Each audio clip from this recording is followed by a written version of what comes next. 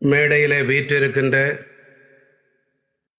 ராஷ்டிரிய ஸ்வயம் சேவக் சங்கத்தின் சர்காரியவாह மதிப்பிற்குரிய தத்தாத்ரேய ஹோஸ்போலே जी, மத்திய அமைச்சர் திரு கஜேந்திர ஷெகாவத் जी, தில்லியின் பிரபலமான முதலமைச்சர் ரேகா குப்தா जी,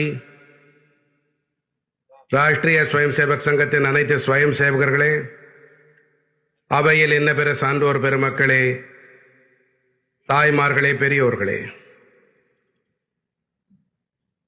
நேற்று நமது மூத்த ஸ்வயம் சேவகர் மற்றும் சங்கத்தினுடைய அனைத்து திருப்பு முனைகளிலும் ஏதோ ஒரு வகையில் அவருக்குடைய பங்களிப்பு இருந்திருக்கிறது. இப்படிப்பட்ட விஜயகுமார் மல்ஹோத்ரா அவர்களை நாம் இழந்திருக்கின்றோம். நான் முதன்மையாக அவர்களுக்கு மரியாதை கலந்த ஸ்ரத்தாஞ்சலிகளை அளிக்கின்றேன். நண்பர்களே, இன்று மகாநவமி திருநாள். இன்று தேவி சித்திதாத்ரிக்கு உரித்தான நாளாகும். நான் நாட்டு மக்கள் அனைவருக்கும் நவராத்திரியின் பொருட்டு என் நல்வாழ்த்துக்களை தெரிவித்துக் கொள்கிறேன். நாளை விஜயதசமி மிக புனிதமான நாள். அநியாயத்தின் மீதான நியாயத்தின் வெற்றி, அசத்தியத்தின் மீதான சத்தியத்தின் வெற்றி, இருளின் மீதான ஒளியின் வெற்றி. விஜயதசமி பாரத நாட்டு கலாச்சாரத்தின் இந்த சிந்தனை மற்றும் நம்பிக்கையினுடைய காலத்தை வெல்லும் அறைகூவல்.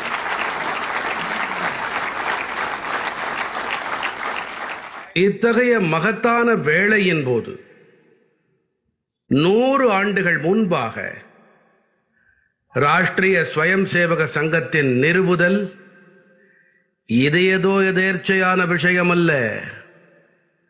இது ஆயிரக்கணக்கான ஆண்டுகளாக நடைபெற்று வரும் அந்த பாரம்பரியத்தினுடைய மீள் புத்தாக்கமாகும். இதிலே தேசிய விழிப்புணர்வு அந்தந்த சமயத்திலே அந்த காலகட்டத்தினுடைய சவால்களை எதிர்கொள்ளும் வகையிலே புதிய புதிய வடிவங்களிலே வெளிப்படுகின்றது. இந்த காலகட்டத்திலே சங்கம் அந்த அனாதியான தேசிய விழிப்புணர்வின் புண்ணிய வடிவமாகும்.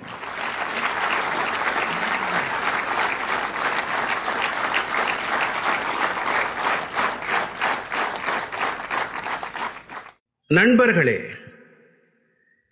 இது நம் தலைமுறையைச் சேர்ந்த ஸ்வயம் சேவகர்களுடைய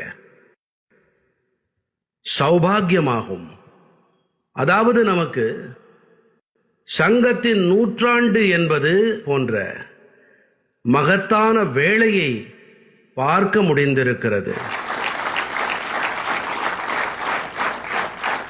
நான் இந்த சந்தர்ப்பத்திலே தேச சேவை என்ற உறுதிப்பாட்டிற்கு அர்ப்பணித்த கோடானு கோடி ஸ்வயம் சேவகர்களுக்கு நல்வாழ்த்துக்களை தெரிவிக்கிறேன், மனதார வாழ்த்துகிறேன். நான் சங்கத்தின் நிறுவனரும் நம் அனைவருக்கும் ஆதர்சமானவரும் மதிப்பிற்குரிய டாக்டர் ஹெட்கேவார் அவர்களுடைய சரணாரவிந்தங்களிலே நினைவாஞ்சலிகளை அர்ப்பணம் செய்கிறேன். நண்பர்களே, சங்கத்தின் இந்த 100 கால கௌரவமான பயணத்தின் நினைவாக இன்று பாரத அரசாங்கமானது சிறப்பு அஞ்சல் தலை மற்றும் நினைவு நாணயத்தை வெளியிட்டது. 100 ரூபாய் நாணயத்திலே ஒரு புறத்திலே தேசிய சின்னம் இருக்கிறது, இன்னொரு புறத்திலே சிங்கத்தோடு கூட வரத ஹஸ்தத்தோடு பாரத மாதாவின் சிறப்பான தோற்றம் இருக்கிறது. மேலும் சமர்ப்பண உணர்வோடு அவளை வணங்கும் ஸ்வயம் சேவகர்களை காண முடிகிறது.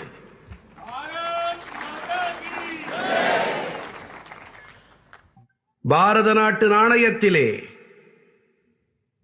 பாரத மாதாவின் திருவுருவம் ஒருவேளை சுதந்திர பாரதத்தின் வரலாற்றிலே முதன் முறையாக நடந்தேறியிருக்கிறது.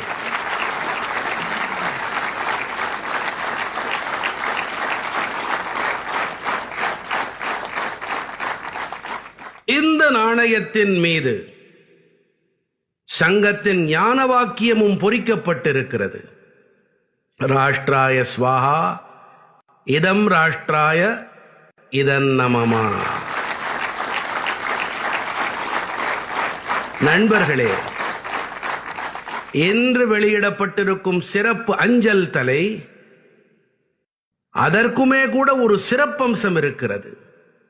நாம் அனைவரும் நன்கறிவோம், ஜனவரி 26 அன்று குடியரசு திருநாளின் அணிவகுப்பு எத்தனை முக்கியமானது என்று.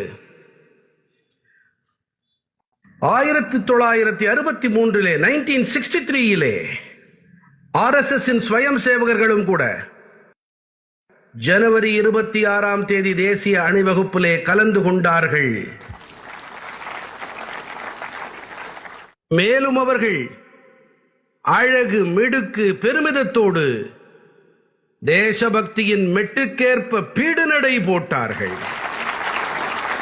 இந்த தபால் தலையிலே அந்த வரலாற்று பூர்வமான கணத்தின் நினைவு அடங்கி இருக்கிறது. நண்பர்களே, சங்கத்தின் ஸ்வயம் சேவகர்கள் இவர்கள் இடைவிடாமல் தேச சேவையில் ஈடுபட்டு இருக்கின்றார்கள். சமூகத்தை சக்தியுடையதாக ஆக்கி வருகின்றார்கள். இதன் காட்சியும் கூட அந்த நினைவு தபால் தலையிலே இருக்கின்றது. நான் இந்த நினைவு நாணயம் மேலும் தபால் தலையின் பொருட்டு நாட்டு மக்களுக்கு பல பல வாழ்த்துக்களை தெரிவிக்கின்றேன். நண்பர்களே, எந்த வகையிலே பரந்துபட்ட நதிக்கரையோரம் மனித நாகரிகம் தழைக்கின்றதோ அதே போல சங்கத்தின் கரைகளிலும் கூட, அதன் பிரதான ஓட்டத்திலும் கூட பல நூற்றுக்கணக்கான உயிர்கள் அதிலே தழைத்தோங்கி இருக்கின்றன. எப்படி ஒரு நதி எந்த பாதையில் பெருகி ஓடுகிறதோ அந்த பகுதியை, அந்த நிலத்தை, அங்கிருக்கும் கிராமங்களை சுஜலாம் சுஃபலாம் என்று தனது நன்னீராலே வளமையாக்குகிறதோ அதே போல சங்கமானது இந்த தேசத்தின் அனைத்து துறைகளிலும் சமூகத்தின் அனைத்து கோணங்களையும் தொட்டிருக்கின்றது. இது இடையறாத தவத்தின் பலனாகும். இது தேசிய நீரோட்டத்தின் பலமாகும். நண்பர்களே, எந்த வகையிலே ஒரு நதி பல கிளைகளாக தன்னை வெளிப்படுத்துகின்றதோ அனைத்து கிளைகளும் அந்தந்த பகுதிகளை வளமடைய செய்கின்றதோ சங்கத்தின் பயணமும் கூட இதை போன்றதேதான். சங்கத்தின் பல்வேறு அமைப்புகளும் கூட வாழ்க்கையின் அனைத்து கூறுகளோடும் இணைந்து தேச சேவையில் ஈடுபட்டு வருகின்றன. கல்வியாகட்டும், விவசாயமாகட்டும், சமூக நலனாகட்டும், பழங்குடிகள் நலனாகட்டும், மகளிர் அதிகாரமளிப்பாகட்டும், கலை மற்றும் அறிவியல் துறையாகட்டும், நம்முடைய அனைத்து தொழிலாளர் சகோதர சகோதரிகளாகட்டும், சமூகத்தின் இப்படிப்பட்ட அனைத்து துறைகளிலும் சங்கம் தொடர்ந்து பணியாற்றி வருகின்றது. மேலும் இந்த பயணத்துக்கும் கூட ஒரு சிறப்பு விஷயம் இருக்கின்றது. சங்கம் என்ற பெரும் நீரோட்டம் அநேக கிளைகளாக என்னவோ ஆனது, பல்கி பெருகி தழைத்தது. ஆனால் இவற்றுக்கிடையே முரண்பாடோ பிரிவினையோ பிறந்ததில்லை, என்றுமே ஏற்பட்டதில்லை. ஏனென்றால் ஒவ்வொரு கிளையினுடைய பல்வேறு துறைகளில் பணியாற்றி வரும் அனைத்து அமைப்புகளின் நோக்கம் ஒன்றுதான், உணர்வு ஒன்றுதான். தேசத்திற்கே முதன்மை, நேஷன் ஃபர்ஸ்ட். நண்பர்களே, தொடங்கப்பட்ட நாள் முதற்கொண்டே ராஷ்டிரிய ஸ்வயம் சேவக சங்கம் விசாலமான நோக்கத்தை தாங்கி பயணித்தது. அந்த நோக்கம் என்னவென்றால் தேச நிர்மாணம். இந்த நோக்கத்தை நிறைவேற்ற சங்கம் தேர்வு செய்த பாதை என்னவென்றால் அதுதான் தனிநபர் உருவாக்கத்திலிருந்து தேசத்தின் உருவாக்கம். மேலும் இந்த பாதையில் இடைவிடாமல் பயணிக்க தேவையான செயல்பாட்டு முறை என்னவென்று சொன்னால் என்றும் விதிகளின்படி செயல்படும் ஷாகா. நண்பர்களே, பெருமதிப்பிற்குரிய டாக்டர் ஹெட்கேவார் நன்கறிவார். அதாவது நமது தேசம் எப்போது சக்தி உடையதாய் ஆகும் என்றால் ஒவ்வொரு குடிமகனுக்குள்ளேயும் தேசத்தின் பொருட்டு கடமை உணர்வு விழிப்படையும் போதுதான் என்பதை. நம்முடைய தேசம் எப்போது மேலெழும்பும் என்றால் நாட்டின் குடிமக்கள் அனைவரும் பாரதத்திற்காக வாழ்வதை கற்கும் போதுதான். ஆகையினாலே அவர் தனி மனித உருவாக்கலில் நிரந்தர கவனம் செலுத்தினார். அதோடு அவருடைய வழிமுறையும் கூட மிக வித்தியாசமாக இருந்தது. பரம்பூஜ்ய டாக்டர் ஹெட்கேவார் அவர்கள் இது பற்றி நாம் அடிக்கடி கேள்விப்பட்டிருக்கிறோம். அவர் கூறுவதுண்டு, எப்படி இருக்கிறதோ அப்படியே ஏற்றுக்கொள், எப்படி தேவையோ அப்படி உருவாக்கிவிடு. மக்களை திரட்டுவதில் டாக்டர் ஐயாவின் இந்த வழிமுறை, இதை எளிமையாக புரிந்து கொள்ள வேண்டும் என்றால் குயவனை நினைத்துக் கொள்ளுங்கள். எப்படி குயவன் செங்கல்லை சுடுகிறார்? அவர் பூமியின் சாதாரண மண்ணிலிருந்து பணியை தொடங்குகிறார். குயவன் மண்ணை கொண்டு வருகிறார், அதில் உழைக்கிறார், அதற்கு உருவம் கொடுக்கிறார், கொடுத்து சுட பண்ணுகிறார். தானும் வெப்பத்தில் உடல்கிறார், செங்கல்லையும் சுடுகிறார். பிறகு அந்த செங்கற்களை ஒன்று திரட்டி இவற்றை கொண்டு பெரும் கட்டிடத்தை நிர்மாணம் செய்கிறார். இதை போன்றுதான் டாக்டர் ஐயா மிகவும் எளிமையான மனிதர்களை தேர்வு செய்தார். பிறகு அவர்களுக்கு கற்பித்தார், தொலைநோக்கை அளித்தார், உருவாக்கினார். இந்த வகையிலே அவர் தேசத்திற்காக அர்ப்பணிக்கப்பட்ட ஸ்வயம் சேவகர்களை உருவாக்கினார். ஆகையினால் தான் சங்கம் பற்றி ஒன்று கூறுவதுண்டு. அதாவது இதிலே சாதாரணமானவர்கள் இணைந்து அசாதாரணமான ஆச்சரியமான பணிகளை சாதிக்கின்றார்கள். நண்பர்களே, தனி மனிதனை உருவாக்கும் இந்த அழகான செயல்முறை, இதை இன்றும் கூட சங்கத்தின் ஷாகாவிலே நம்மால் காண முடியும். சங்க ஷாகாவின் மைதானம் எப்படிப்பட்ட உத்வேக பூமி என்றால் அங்கிருந்து நானிலிருந்து நாம் என்பதற்கான பயணம் தொடங்கி விடுகிறது. சங்கத்தின் ஷாகாக்கள் தனிமனித உருவாக்கலுக்கான யாக குண்டங்கள். இந்த ஷாகாக்களிலே தனி மனிதனுடைய உடல் ரீதியான, மன ரீதியான மற்றும் சமூக ரீதியான வளர்ச்சி ஏற்படுகிறது. சங்க ஸ்வயம் சேவகர்களுடைய மனங்களிலே தேச சேவைக்கான உணர்வும் உத்வேகமும் நாளொரு மேனியும் பொழுதொரு வண்ணமுமாய் அதிகரிக்கிறது. அவர்களுக்கெல்லாம் தியாகமும் அர்ப்பணிப்பும் இயல்பான ஒன்றாய் ஆகிவிடுகிறது. தற்புகழுக்காக போட்டி மனப்பான்மை முடிவுக்கு வந்து விடுகிறது. மேலும் அவர்களுக்கு சமூக தீர்மானம் மற்றும் சமூக பணியின் நற்பண்பு கிடைக்கிறது.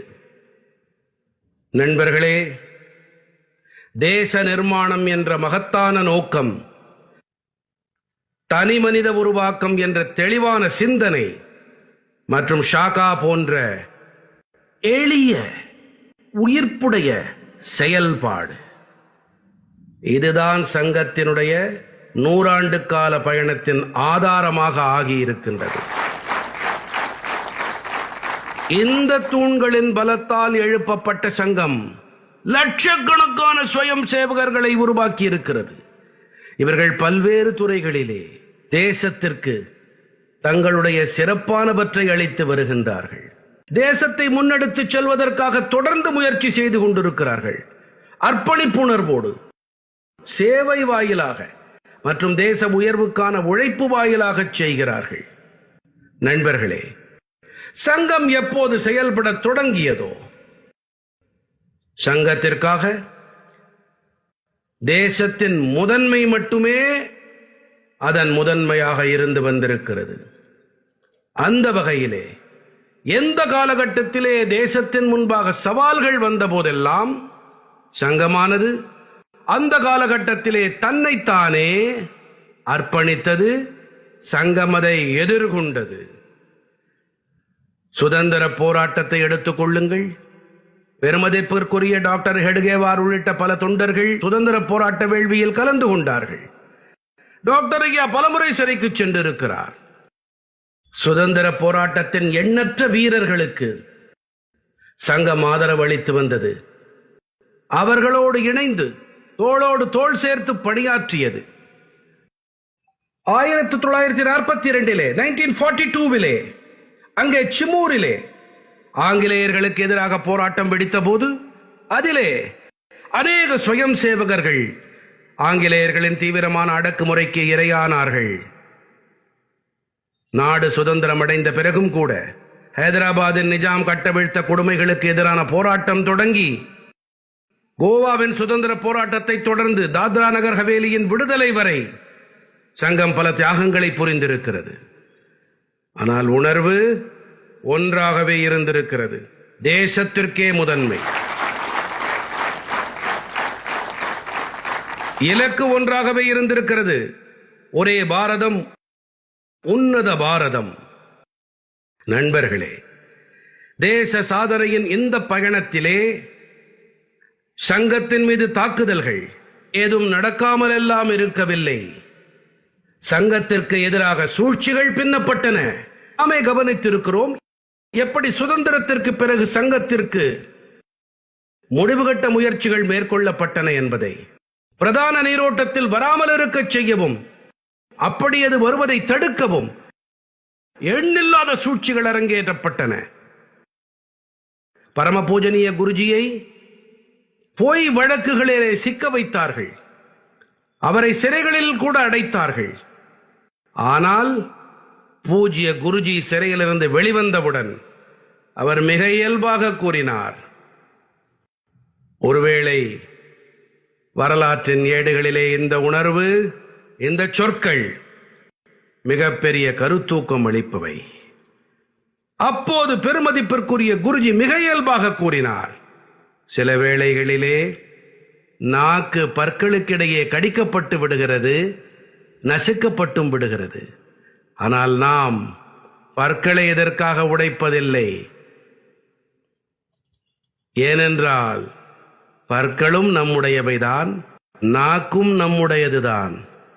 உங்களால் கற்பனை செய்து பார்க்க முடிகிறதா? யார் சிறையில் துன்புறுத்தப்பட்டாரோ, யார் மீது பல வகையான கொடுமைகள் இழைக்கப்பட்டதோ, அதன் பிறகு கூட பெருமதிப்பிற்குரிய குருஜியின் மனதிலே எந்த காழ்ப்பும் இருக்கவில்லை, எந்த வெறுப்பும் இருக்கவில்லை. இதுதான் பரம்பூஜ்ய குருஜியுடைய ரிஷியை போன்ற ஆளுமையாகும். அவருடைய இந்த சிந்தனை தெளிவுதான் சங்கத்தின் ஒவ்வொரு சுயம் சேவகரின் வாழ்க்கையின் வழிகாட்டியாக அமைந்தது. இதுதான் சமூகத்தின் பால் ஒற்றுமை மற்றும் புரிந்துணர்வு நற்பண்புகளுக்கு வலு சேர்த்தது. அந்த வகையிலே சங்கத்தின் மீது தடைகள் விதிக்கப்பட்டாலும், சூழ்ச்சிகள் பின்னப்பட்டாலும், பொய் வழக்குகள் போடப்பட்டாலும் சங்கத்தின் சுயம் சேவகர்கள் எப்போதுமே காழ்ப்புணர்வுக்கு இடமே அளித்ததில்லை. ஏனென்றால் அவர்கள் அறிவார்கள், நாம் சமூகத்திலிருந்து வேறுபட்டவர்கள் அல்ல என்பதை.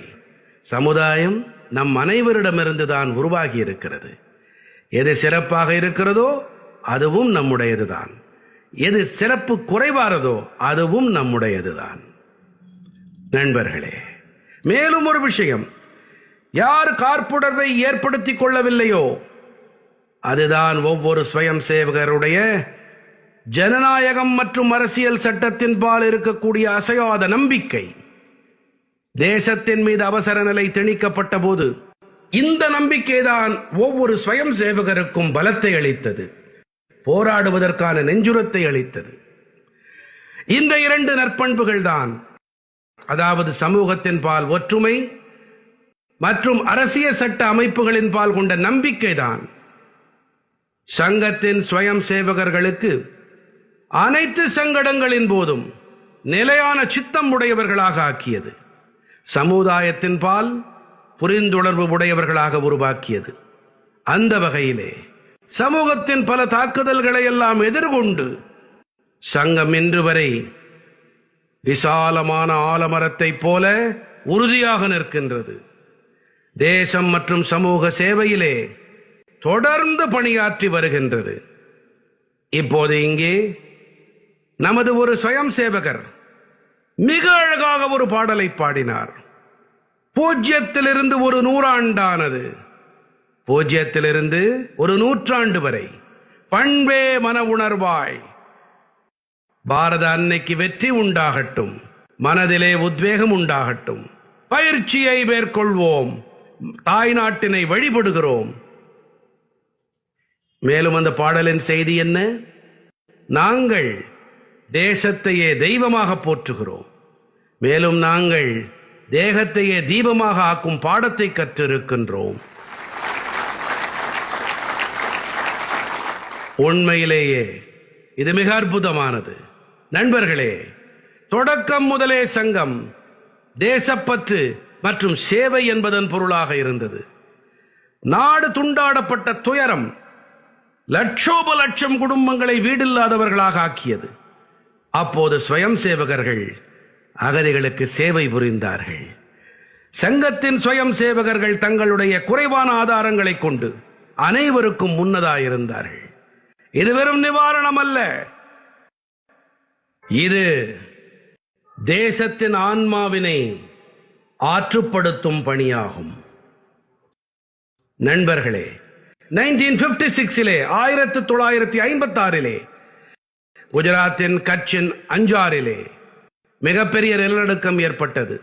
அழிவு எந்த அளவுக்கு இருந்தது என்றால் நாலாபுரத்திலும் பெருநாசமே காட்சியளித்தது.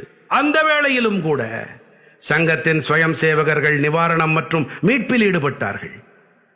அப்போது பெருமதிப்பிற்குரிய குருஜி கூட குஜராத்தின் மூத்த சங்க பிரச்சாரகரான வக்கீல் ஐயாவிடம் அந்த வேளையிலே குஜராத்திலே பணியாற்றிக் கொண்டிருந்தார். அவருக்கு ஒரு கடிதம் எழுதினார். அவர் என்ன எழுதினார் என்றால், மற்ற மனிதர்களுடைய துக்கத்தை அகற்றுவதற்கு சுயநலமற்ற தன்மையோடு தாமே அந்த கஷ்டங்களை சுமப்பது ஒரு உத்தமமான இதயத்தின் அடையாளமாகும். நண்பர்களே, தாமே கஷ்டத்தை மேற்கொண்டு மற்றவர்களின் துயரத்தை போக்குதல், இதுவே ஒவ்வொரு ஸ்வயம் சேவகரின் அடையாளமாகும். நினைத்து பாருங்கள், 1962 யுத்த காலத்தை சங்கத்தின் ஸ்வயம் சேவகர்கள் இரவு பகலாக விழித்திருந்து ராணுவத்திற்கு உதவி புரிந்தார்கள். அவர்களை ஊக்கப்படுத்தினார்கள். எல்லைப்புற கிராமங்களுக்கு உதவிகளை கொண்டு சேர்த்தார்கள். 1971 லட்சோப லட்சம் அகதிகள் கிழக்கு பாகிஸ்தானத்திலிருந்து பாரதம் வந்தார்கள். அவர்களிடம் வீடில்லை, ஆதாரங்களும் இல்லை. அந்த கடினமான வேளையிலே ஸ்வயம் சேவகர்கள் அவர்களுக்கு உணவளித்தார்கள், ஆதரவளித்தார்கள், மருத்துவ தேவைகளை கவனித்துக் கொண்டார்கள், அவர்களின் கண்ணீரை துடைத்தார்கள், அவர்களின் துயரத்தை போக்கினார்கள். நண்பர்களே, ஒருமுறை நாம் எல்லோரும் நன்கறிவோம், 1984 சீக்கியர்களுக்கு எதிராக படுகொலை கட்டவிழ்க்கப்பட்டது. அநேக சீக்கிய குடும்பங்கள் ஸ்வயம் சேவகர்களின் வீடுகளிலே அடைக்கலமானார்கள். இதுவே ஸ்வயம் சேவகர்களின் இயல்பாக இருந்து வந்திருக்கிறது. நண்பர்களே, ஒருமுறை முன்னாள் குடியரசுத் தலைவர் டாக்டர் APJ அப்துல் கலாம் சித்ரகூட்டிற்கு சென்றார்கள். அங்கே அவர் நானாஜி தேஷ்முக் அவர்களின் ஆசிரமத்திலே நடைபெற்று வந்த சேவை பணிகளை பார்த்தார்கள். அவர் ஆச்சரியப்பட்டு போனார். அதே போல முன்னாள் குடியரசுத் தலைவர் பிரணப் முகர்ஜியும் நாகபுரிக்கு சென்ற போது அவரும் கூட சங்கத்தின் ஒழுங்குமுறை, சங்கத்தின் எளிமை இவற்றை பார்த்து பரவசப்பட்டார். நண்பர்களை, இன்றும் கூட நீங்கள் கவனித்தால் பஞ்சாபின் பெருவெள்ளம், ஹிமாச்சல் மற்றும் உத்தராகண்டின் பேரிடர், கேரளத்தின் வயநாட்டின் பெருந்துயரம், அனைத்து இடங்களிலும் ஸ்வயம் சேவகர்கள் அனைவருக்கும் முன்பாக செல்வோரில் முன்னணியில் இருக்கின்றார்கள்.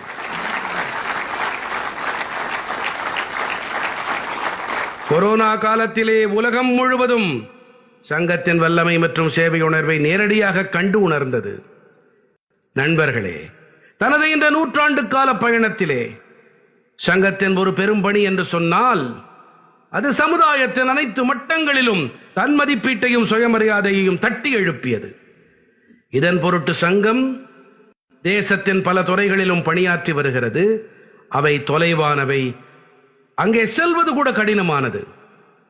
நம்முடைய தேசத்திலே கிட்டத்தட்ட 10 கோடி பழங்குடி சகோதர சகோதரிகள் இருக்கிறார்கள். இவர்களின் நலனுக்காக தொடர்ந்து சங்கம் முயற்சிகள் மேற்கொண்டு வருகிறது.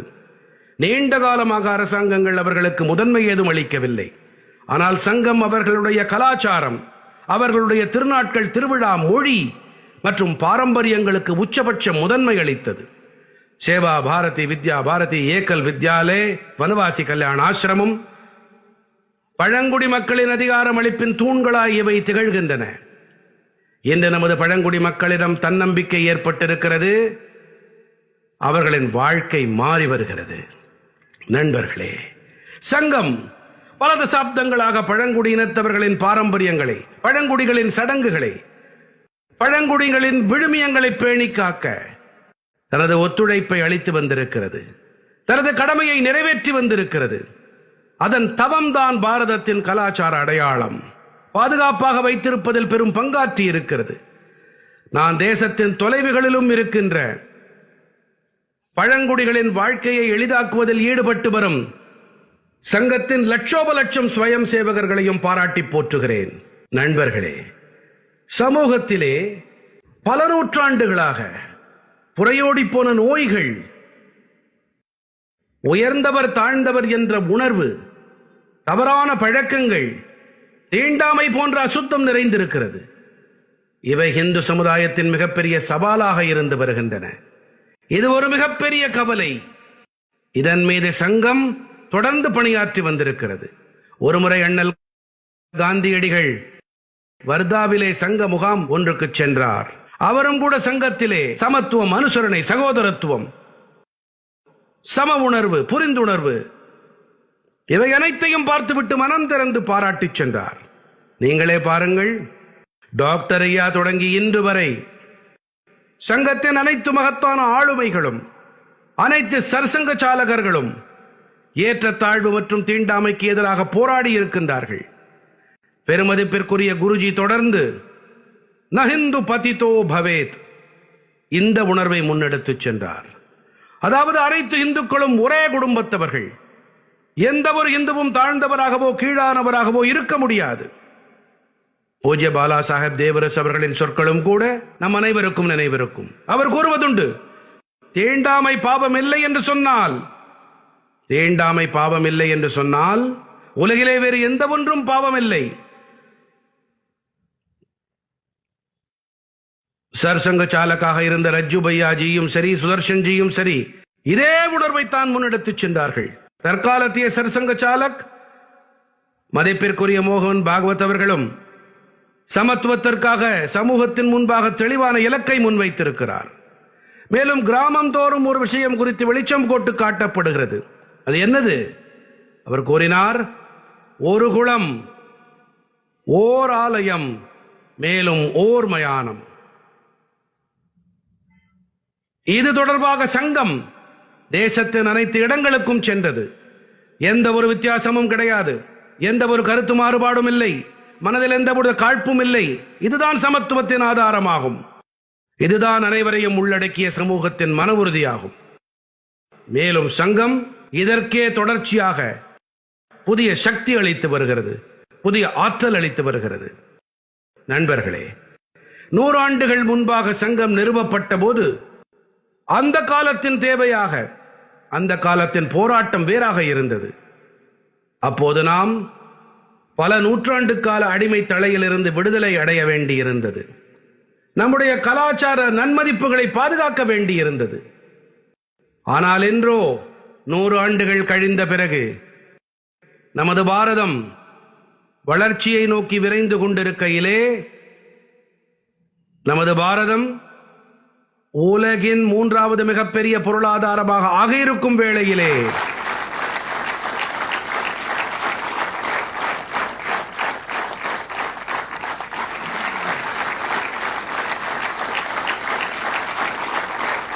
நமது தேசம், மேலும் தேசத்தின் மிகப்பெரிய வறுமை தட்டு மக்கள் ஏழ்மையை தோற்கடித்து, ஏழ்மையை முறியடித்து முன்னேறும் வேளையிலே நமது இளைஞர்களுக்கு புதிய புதிய துறைகளிலே புதிய சந்தர்ப்பங்கள் உருவாகும் போது, உலகளாவிய ராஜரீகம் முதல் பருவநிலை கொள்கை வரை பாரதம் உலகத்திலே தனது குரலை ஓங்கி ஒலிக்கச் செய்கிறது. இந்த வேளையிலே இன்றைய சூழ்நிலையின் சவால்களும் வேறு விதமானவை, போராட்டமும் வேறு ரகமானது. மற்ற நாடுகளின் மீது பொருளாதார சார்பு நிலை, நம்முடைய ஒற்றுமையை தகர்க்கும் வஞ்சகங்கள், மக்கட்தொகையியலை மாற்ற முறையும் சூழ்ச்சிகள். ஒரு பிரதம மந்திரி என்ற முறையிலே நான் பணிவோடு கூறுகிறேன், எனக்கு மிகவும் நிறைவாக இருக்கிறது. அதாவது நமது அரசாங்கம் இந்த சவால்களை விரைவு கதியிலே எதிர்கொண்டு வருகின்றது.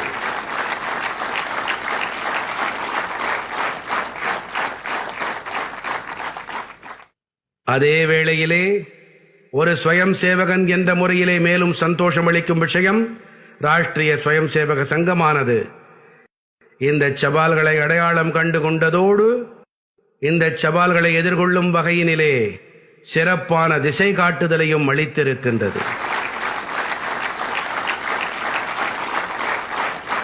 இப்போது மதிப்பிற்குரிய தத்தாஜி கூறிய விஷயத்தை நான் என் பாணியில் விளக்க விரும்புகிறேன்.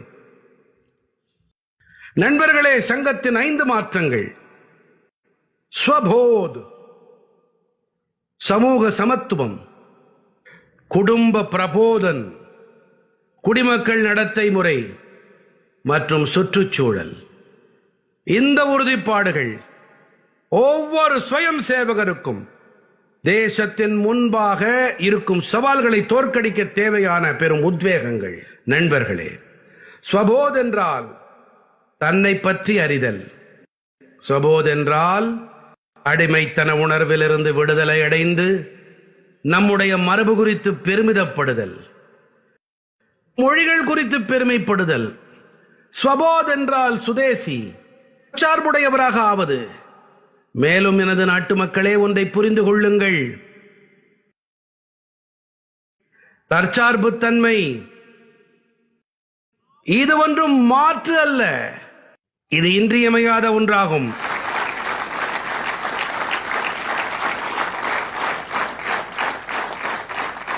நாம் சுதேசி என்ற மூல மந்திரத்தை சமூகத்தின் உறுதிப்பாடாக ஆக்க வேண்டும். நாம் உள்ளூர் பொருட்களுக்கு குரல் கொடுப்போம் இயக்கத்தினை அதன் வெற்றிக்காக உள்ளூர் பொருட்களுக்கு குரல் கொடுப்பதை தொடர்ந்து ஒரு புதிய சக்தியை அளிக்க வல்ல உத்வேக கோஷமாக ஆக்க வேண்டும், முயற்சி செய்ய வேண்டும். நண்பர்களே, சங்கமானது சமூக சகோதரத்துவத்தை தனது முதன்மையாக கொண்டு வந்திருக்கின்றது. சமூக சகோதரத்துவம், அதாவது வஞ்சிக்கப்பட்டவர்களுக்கு முதன்மை அளித்து சமூக நீதியை ஸ்தாபிக்க வேண்டும், தேசத்தின் ஒற்றுமையை வளர்க்க வேண்டும். இன்று தேசத்தின் முன்பாக எழும்பி நிற்கும் சங்கடங்களை பார்த்தால் இவை நமது ஒற்றுமை, நமது கலாச்சாரம், நமது பாதுகாப்பிற்கு எதிராக நேரடி தாக்குதலை தொடுக்கின்றன. பிரிவினைவாத சிந்தனை, பிராந்தியவாதம், சாதி மொழியை முன்னிறுத்தும் விவாதங்கள், அந்நிய சக்திகளால் தூண்டப்படும் பல்வேறு பிரிவினைவாத இயல்புகள், இவை போல கணக்கே இல்லாத சவால்கள், சங்கடங்கள் நம் முன்னே நிற்கின்றன. பாரதத்தின் ஆன்மா எப்போதுமே பன்முகத்தன்மையிலே ஒருமையாகவே இருந்திருக்கிறது. இந்த இழை அறுபட்டு போனது என்றால் பாரதத்தின் சக்தியும் பலவீனப்பட்டு போகும். ஆகையால் நாம் இந்த சக்தியை தொடர்ந்து வாழ்ந்து வர வேண்டும், அதற்கு பலமளிக்க வேண்டும். நண்பர்களே, சமூக சகோதரத்துவத்துக்கு இன்று மக்கட்தொகையியலில் மாற்றம் என்ற சூழ்ச்சியால் ஊடுருவல்காரர்களால் பெரும் சவாலாகி இருக்கிறது. நம்முடைய இந்த உள்நாட்டு பாதுகாப்பு மற்றும் எதிர்காலத்தோடும் தொடர்புடைய கேள்விக்குரியது. ஆகையால் தான் நான் செங்கோட்டையிலிருந்து மக்கட்தொகையியல் மிஷன் பற்றி அறிவித்திருந்தேன். நாம் இந்த சவால் தொடர்பாக எச்சரிக்கையோடு இருக்க வேண்டும், இதை உறுதியோடு எதிர்கொள்ளவும் வேண்டும். நண்பர்களே, குடும்ப பிரபோதன் இந்த காலத்தின் கட்டாயம். சமூகவியல் ரீதியாக பல நூற்றாண்டுகளாக இருந்து வரும். மெத்த படித்தவர்கள் என்ன கூறுகிறார்கள் என்றால், ஆயிரக்கணக்கான ஆண்டுகளாக பாரதத்திலே இருந்து வரும் பிராண சக்தி. இதற்கு ஒரு காரணம் அதில் இருக்கும் குடும்ப அமைப்பு. பாரத நாட்டு சமூக அமைப்பில் பலமான ஒரு அலகு என்று சொன்னால் நமது பாரத சமூகத்திலே தழைத்தோங்கிய பலமானதொரு குடும்ப அமைப்பு முறை. குடும்ப பிரபோதனதாவது அந்த குடும்ப கலாச்சாரத்தின் ஊட்டம். இதுவே பாரத நாட்டு கலாச்சாரத்தின் ஆதாரம். இது பாரத நாட்டு கலாச்சாரத்தின் உத்வேகம். வேர்களோடு தொடர்புடையது. குடும்பங்களின் விழுமியங்கள், பெரியோர்கள்